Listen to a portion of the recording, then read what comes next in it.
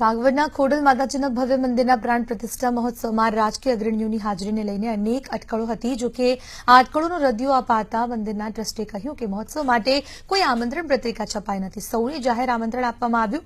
આ ઉપરાંત તેમણે એમ પણ જણાવ્યું કે મંચ પર માત્ર પાટીદાર સમાજના આગેવાનો અને દાતાઓને જ સ્થાન અપાશે. કોઈ રાજકીય આગેવાન મંચ પર સ્થાન નહીં અપાય. સ્ટેજ ઉપર કોઈ લોકો નહીં, બધા સ્ટેજની સામે આખો સમાજ એક સરખો.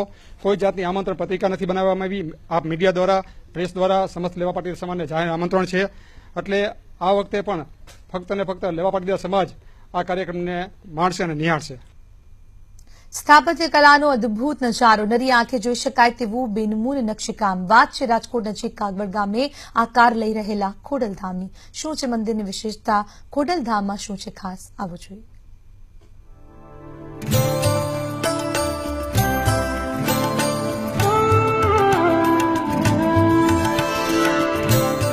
અદભુત નજારો,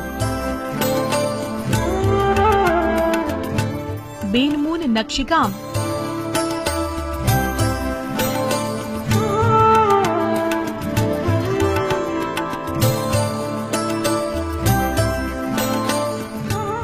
આ છે રાજકોટ નજીક કાગવડ ખાતે 60 કરોડના ખર્ચે તૈયાર થયેલું ખોડલધામ.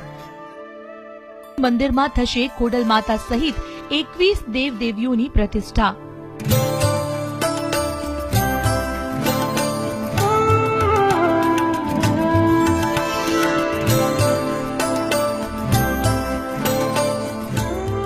મંદિરની વિશેષતાની જો વાત કરવામાં આવે તો મંદિર શાસ્ત્રના અભ્યાસ સાથે આ ધામનું નિર્માણ કરાયું છે. મહામેરુ પ્રસાદ અને નાગર શૈલીના અંદાજે 2,30,000 ઘનકૂટ પથ્થરમાંથી આ ભવ્ય મંદિરનું નિર્માણ થયું છે. 5 વર્ષમાં આ મંદિરનું કામ પૂર્ણ થયું છે.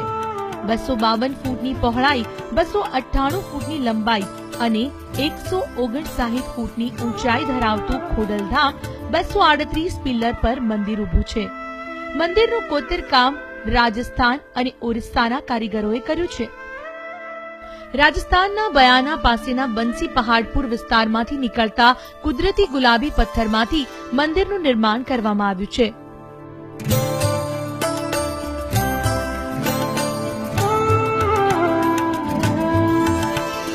આજના યુગમાં આનાથી સારું કોઈ કાર્વિંગ વાળું મંદિર જનરલી બનતા નથી. બીજું, આની અંદર સનાતન ધર્મના જેટલા બી દેવી દેવતાઓ છે બધાનો સમાવેશ કરી લેવામાં આવેલો છે.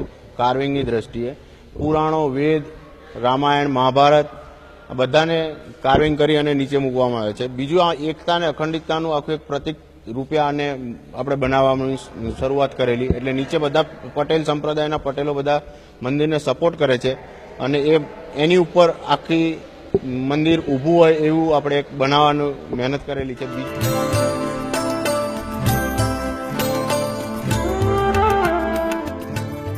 કાગવડ ખોડલધામ 21મી જાન્યુઆરીની મહાતીર્થધામ તરીકે ઉભરી આવશે.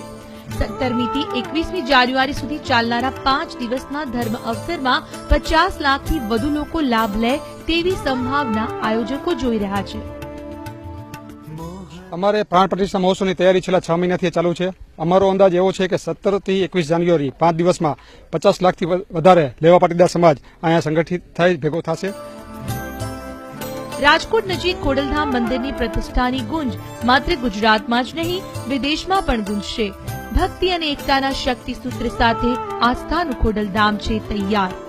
કેમેરામેન કિશોર વાડોલા સાથે ધર્મેશ વૈદ્ય, ETV સમાચાર, રાજકોટ.